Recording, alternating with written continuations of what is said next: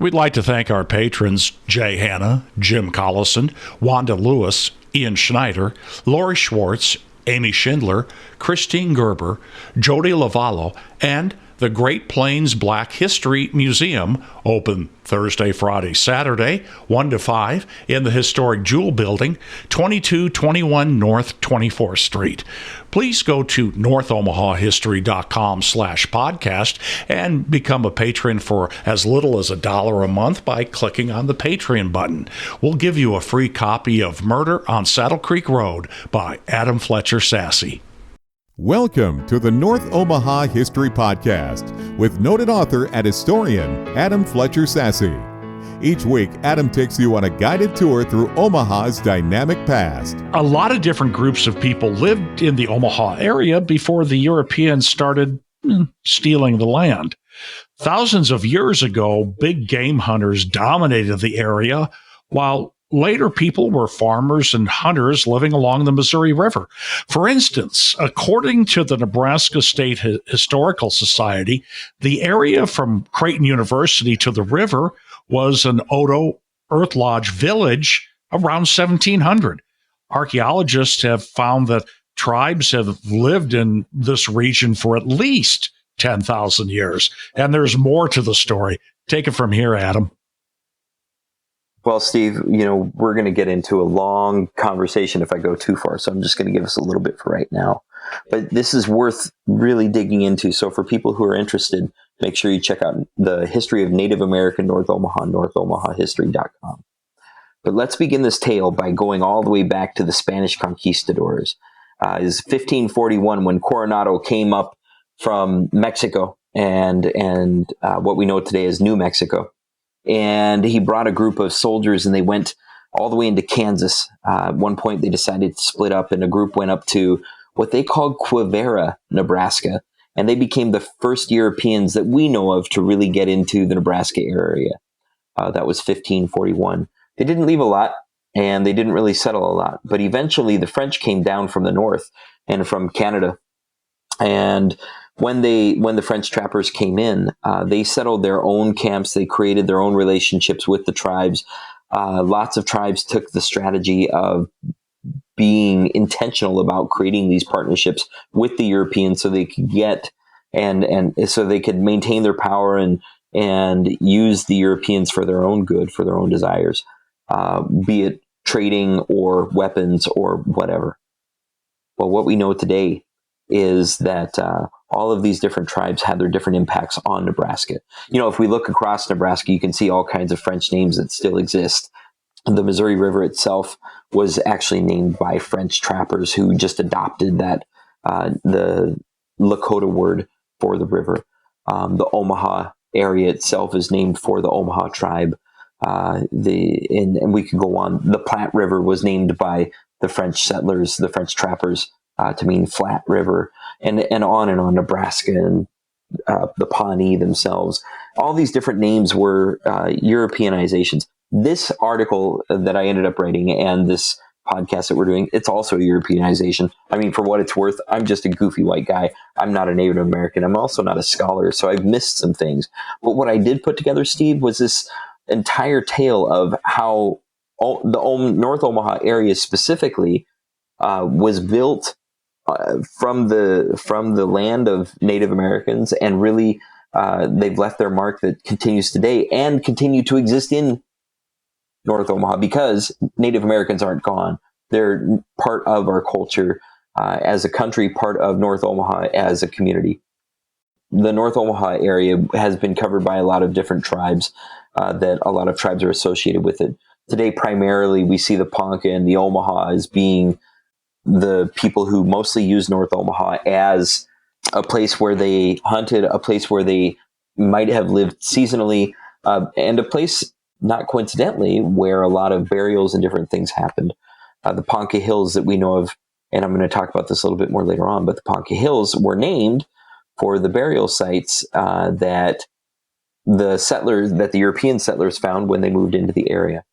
So Native Americans were using North Omaha for seasonal hunting and for different living there occasionally, but mostly the far north area, all along the bluffs there were different sites that were established and used by a couple different tribes. I'm going to talk about those. But let's put it all into context and look across history. We know that before 1800, North Omaha was primarily used by Ponca and Omaha and Lakota, who lived in the region and saw the area as their farming ground. The Ponca Hills were named by settlers who found burial sites as well as lodge sites all along the cliffs. It's reasonable to assume that those burial and lodge sites also extended along the cliffs that we know of in North Omaha today, immediately east of Florence Boulevard and 14th Street, going all the way south to downtown Omaha. Those cliffs actually extended into downtown Omaha originally, and the city has torn down the effect of the cliffs so they just look like hills at this point. But the Ponca and Pawnee had different establishments all the way up and down those cliffs, including burial sites, circular lodges. Some were ancient in terms of their usage and had been used before the tribes that we know today. And some were very current and modern and had been used by the Otoe and different ones like Steve had mentioned early in the introduction. In North Omaha, we know that in addition to those burial sites along the hills and the cliffs, we had other spaces. When Manuel Lisa, a Spanish fur trader, set up a fort near Ponca Road and Pershing Drive, or River Drive, near Dodge Park, Manuel Lisa became an informal ambassador for the United States to reach out to the tribes in the region, the entire region, extending all the way across Nebraska into South and North Dakota and beyond even, because he traded with the tribes and really established a sense of goodwill between the tribes and the United States government and on acting on their behalf.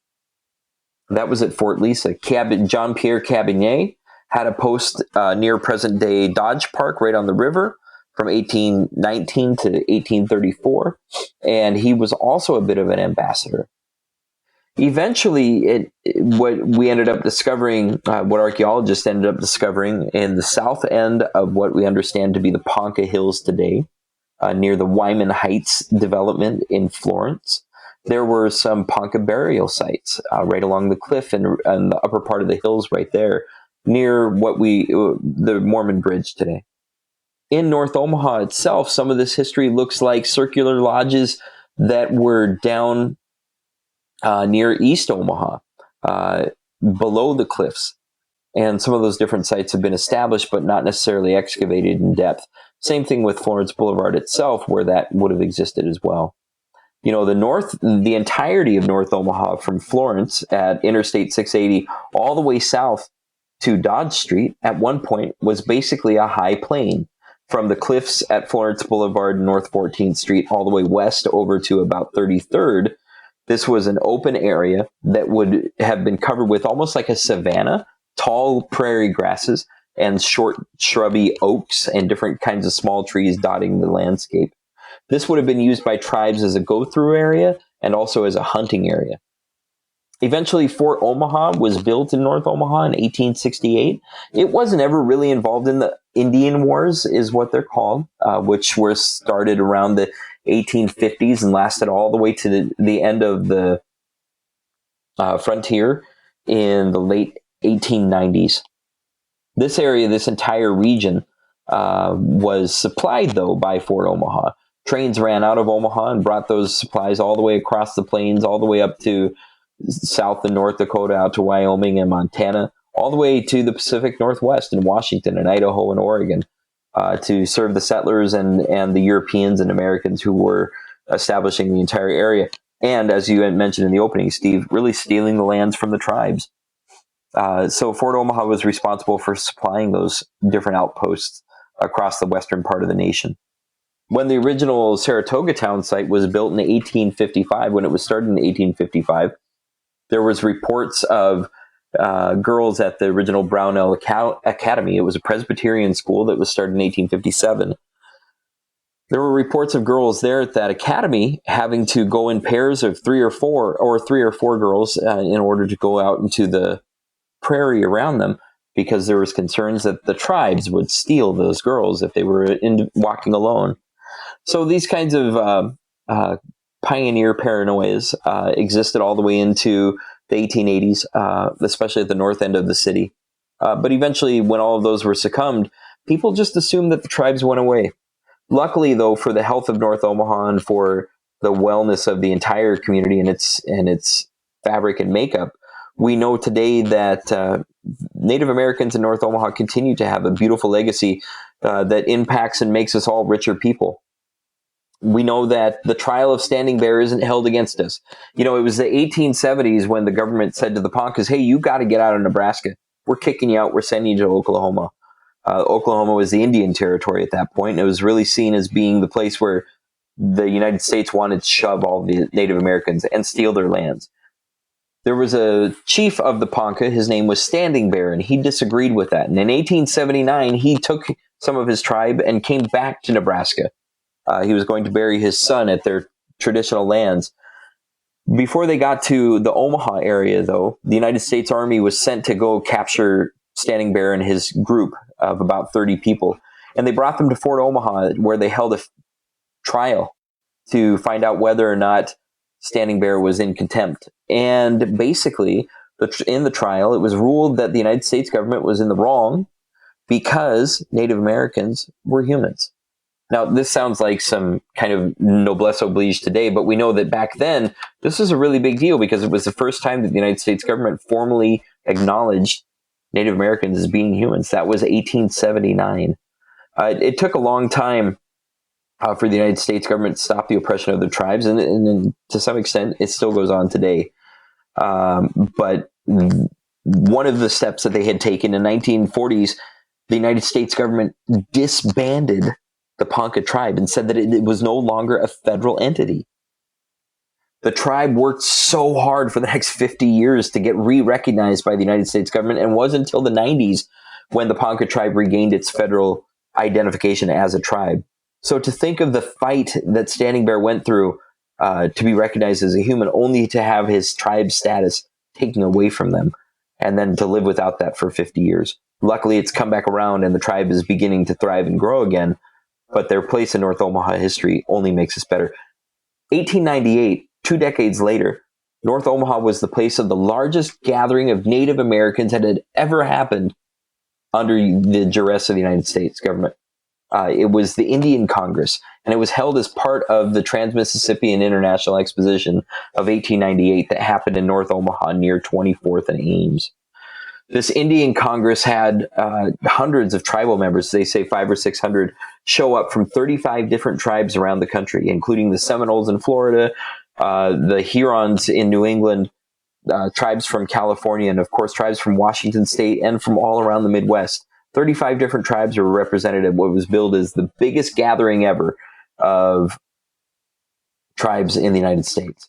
So this Indian Congress allowed white people to come and watch tribes do their dances, play games, have races, do ceremonies, and to perform sham battles, fake battles.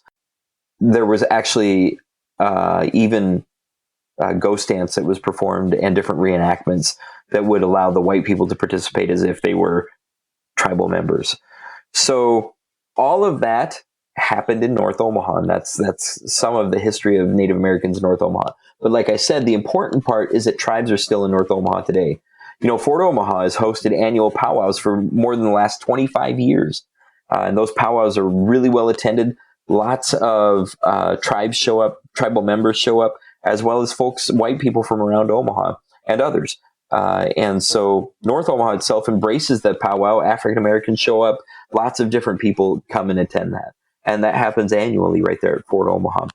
Omaha's educators are actively struggling on how to support Native American students most effectively. And they've had different initiatives over the last 3 decades to get that done. And there were lots of other impacts of tribes all across North Omaha. Today, I'd mentioned the school district. Omaha Public Schools has a program that's called the Native Indigenous Centered Education Program, or NICE program. And they really focus on how cultural identity for Native Americans, as well as advocacy and family involvement and strong communication and positive life experiences, can enforce and really enrich not just those Native Americans, but as well as the entire Omaha community. So that's a little bit about Native American North Omaha. I think the most important thing to repeat is that, again, I'm just a goofy white guy who really loves history, and I'm trying to share this with more people, but also to recognize that Native Americans are alive, well, and thriving in North Omaha today. And it's an awesome history. I think that we owe them, hey, we recognize, we see, we embrace, but also we owe you for the wonderful things that you've brought as you come among and live among us. And I'm grateful for the opportunity to even share the story. Thanks for listening to the North Omaha History Podcast with noted author and historian Adam Fletcher Sasse. Join us next week as Adam takes you on another guided tour through Omaha's dynamic past.